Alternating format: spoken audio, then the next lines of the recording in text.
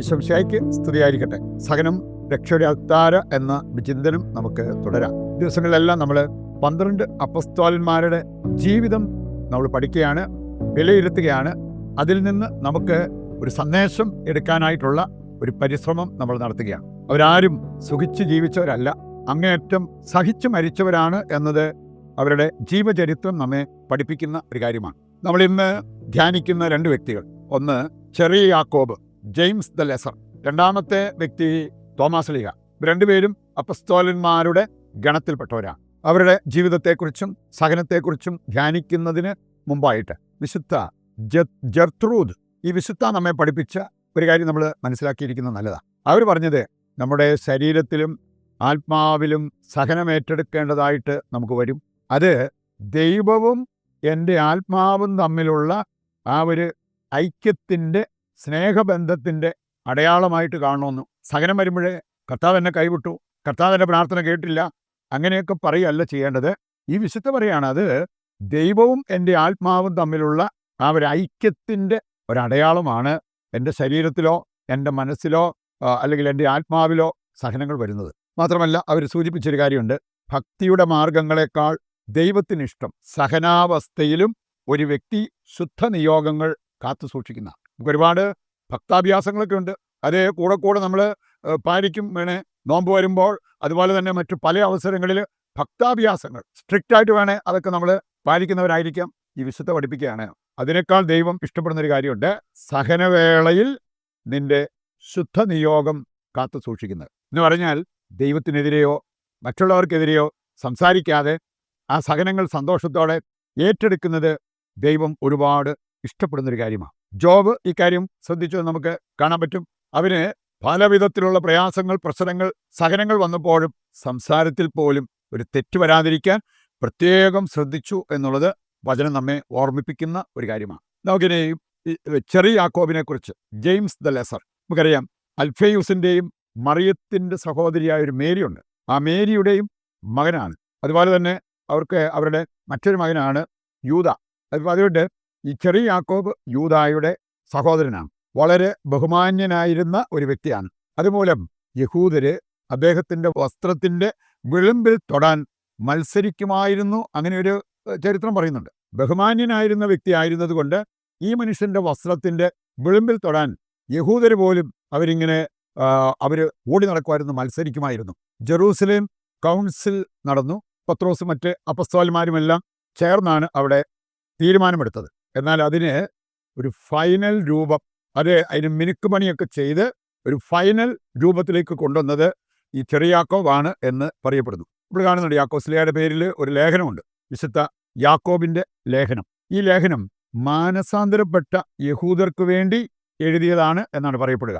ഒരുപാട് യഹൂദര്, പൗലോസിനെ പോലെയുള്ള ആൾക്കാർ മാനസാന്തരപ്പെട്ടു, അവർക്ക് വേണ്ടി എഴുതിയത്. അപ്പം അതുകൊണ്ട് തന്നെ അതിൻ്റെ ഉള്ളടക്കം ശ്രദ്ധിക്കുമ്പോൾ 1-2 കാര്യങ്ങൾ വളരെ പ്രധാനപ്പെട്ടതാണ്.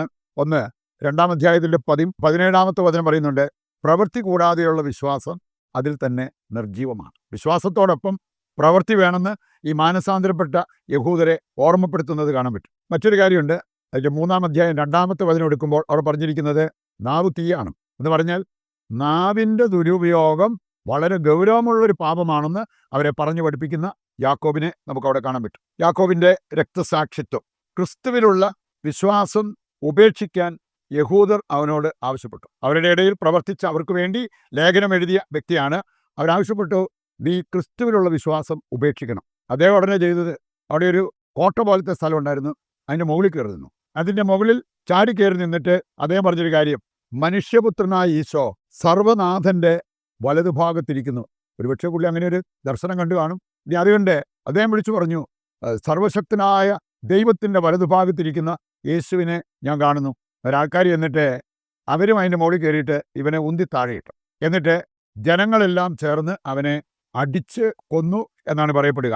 AD 62 നീറോ ചക്രവർത്തിയുടെ കാലത്ത് തന്നെ ഉണ്ടായ ഒരു സംഭവമായിട്ടാണ് ഇദ്ദേഹത്തിൻ്റെ രക്തസാക്ഷ്യത്തെക്കുറിച്ച് പറയപ്പെട്ടിരിക്കുന്നത്. 2-ാമത്തെ ആളാണ് വിശുദ്ധ തോമാസ് ലീഹ. നമുക്ക് എല്ലാവർക്കും വളരെ സുപരിചിതനായ വ്യക്തി, മീൻപിടുത്തക്കാരനായിരുന്ന, ഗലീലിയക്കാരനായിരുന്ന ആ വ്യക്തി അപ്പസ്തോലനായി. യോഹന്നാന്റെ സുവിശേഷത്തിൽ 3 സ്ഥലങ്ങളിൽ ഈ തോമാസ് ലീഹയെക്കുറിച്ച് നമുക്ക് കാണാൻ പറ്റും. പറയപ്പെട്ടിരിക്കുന്ന ചില പ്രധാനപ്പെട്ട കാര്യങ്ങൾ. യോഹന്നാൻ 11:16 തോമാസ്ലീഹ പറഞ്ഞു നമുക്കും അവനോട് കൂടെ പോയി മരിക്കാം. യോഹന്നാൻ 14:3 മുതൽ 6 വരെ വായിച്ചാൽ കർത്താവേ അങ്ങ് എവിടേക്കാണ് പോകുന്നത് ഞങ്ങൾക്കറിയില്ല, അതുകൊണ്ട് ഞങ്ങൾക്ക് എങ്ങനെ വഴിയറിയാൻ പറ്റും? അങ്ങനെ സംസാരിക്കുന്ന ആ ഒരു അപ്പസ്തോലനെ നമുക്ക് കാണാൻ സാധിക്കും. ഞങ്ങൾക്കറിഞ്ഞുകൂടെ, പിന്നെ എങ്ങനെ ഞങ്ങൾ വഴിയറിയും? വീണ്ടും യോഹന്നാൻ 20:29 നമ്മൾ കാണുന്നുണ്ട്. തൻ്റെ വിശ്വാസം പ്രഖ്യാപിക്കുന്ന തോമസിനെ അവിടെ കാണാൻ പറ്റും. എൻ്റെ കർത്താവേ എൻ്റെ ദൈവമേ എന്ന് പറഞ്ഞുകൊണ്ട്. ഇവിടെയെല്ലാം നമ്മൾ കാണുന്നത് വളരെ വ്യക്തിപരമായൊരു ബന്ധം ഈശോയുമായിട്ടുണ്ടായിരുന്ന ഒരു വ്യക്തിയാണ് തോമാസ്ലീഹ.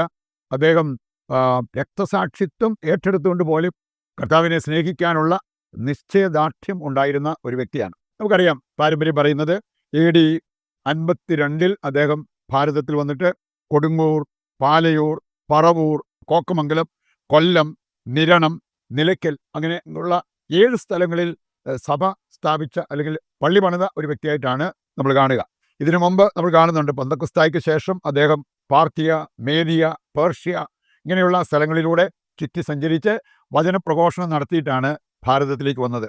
AD 72 മൈലാപ്പൂർ വെച്ച് കുന്തത്താൽ കുത്തപ്പെട്ട് മരണം വരിച്ച ഒരു വ്യക്തിയാണ് തോമാസ്ലീഹ എന്ന് നമുക്കറിയാം. ഇവിടെ ഈ 2 വ്യക്തികളുടെ ജീവിതം നമ്മൾ ധ്യാനിക്കുമ്പോൾ അവർക്കുണ്ടായിരുന്ന ആ ഒരു സ്നേഹ തീക്ഷ്ണത ദൈവത്തോട് നമുക്ക് ഉണ്ടാകുവാൻ ആഗ്രഹിക്കുകയും അതിനായിട്ട് പ്രാർത്ഥിക്കുകയും ചെയ്യാം. ദൈവവിളി വർദ്ധിക്കാൻ നമുക്കൊരു കോമൺ നിയോഗമായിട്ട് ഇന്നത്തെ പ്രതിഷ്ഠാ ജപത്തിൽ വെച്ച് പ്രാർത്ഥിക്കാം. എന്നെ അനുഗമിക്കാൻ ആഗ്രഹിക്കുന്നവർ സ്വയം പരിത്യജിച്ച് തങ്ങളുടെ കുരിശുമെടുത്ത് എന്നെ അനുഗമിക്കട്ടെ എന്ന് അരുൾ ചെയ്ത യേശുനാഥ, അങ്ങ് ഞങ്ങളുടെ ജീവിതത്തിൽ അനുവദിച്ച സഹനങ്ങളും അങ്ങയോടുള്ള സ്നേഹത്തെ പ്രതി ഞങ്ങൾ ഏറ്റെടുത്ത സഹനങ്ങളും അങ്ങയുടെ സഹനത്തോട് ചേർത്ത് വെച്ച് അവയെല്ലാം രക്ഷാകര സഹനമാക്കാൻ ഞങ്ങളെ പഠിപ്പിക്കണമേ. ക്രിസ്ത്യാനി എന്ന നിലയിൽ ഞങ്ങൾ സഹിക്കേണ്ടി വരുമ്പോൾ അതിൽ ലജ്ജിക്കാതിരിക്കാനും അത് കണ്ട് പരിഭ്രമിക്കാതിരിക്കാനും ഞങ്ങളെ ആത്മീയ കരുത്തുള്ളവരാക്കണമേ. ശുദ്ധമായ സഹനത്തിലൂടെ ശുദ്ധമായ വിവേകം കൈവരിച്ച് സ്വർഗീയോന്മുഖ ജീവിതം നയിക്കാനും വിശുദ്ധിയിൽ വളരാനും നിത്യമഹത്വം പ്രാപിക്കാനും ഞങ്ങൾക്കും ഇടയാകട്ടെ. ആമേൻ. നമ്മുടെ എല്ലാ അവസ്ഥകളും ഇന്നിൻ്റെ എല്ലാ ആവശ്യങ്ങളും ദൈവകരങ്ങളിൽ ഏൽപ്പിച്ചുകൊണ്ട് താഴ്ന്ന സ്വരത്തിൽ കർത്താവിനെ സ്തുതിച്ച് ദിവ്യകാരുണ്യത്തിൻ്റെ ആശീർവാദവും നമുക്ക് സ്വീകരിക്കാം. യേശുവേ നന്ദി, ഹല്ലേലൂയ. കർത്താവെ ഏറ്റെടുക്കണമേ. ഞങ്ങളുടെ പ്രാർത്ഥനാ നിയോഗങ്ങൾ അവിടുന്ന് ഏറ്റെടുത്ത് ഞങ്ങൾക്ക് നന്മയാകുന്നത് നൽകി അനുഗ്രഹിക്കുവാൻ അങ്ങ് തിരുവുള്ളമാകണമേ. യേശുവേ നന്ദി, യേശുവേ സ്തുതി.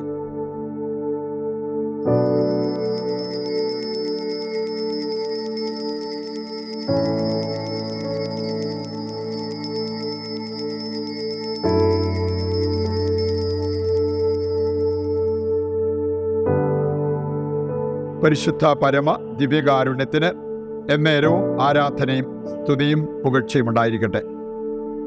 ഈശോ മിശിഹായ്ക്ക് സ്തുതിയായിരിക്കട്ടെ. ദൈവം നിങ്ങളെ സമർത്ഥമായി അനുഗ്രഹിക്കട്ടെ.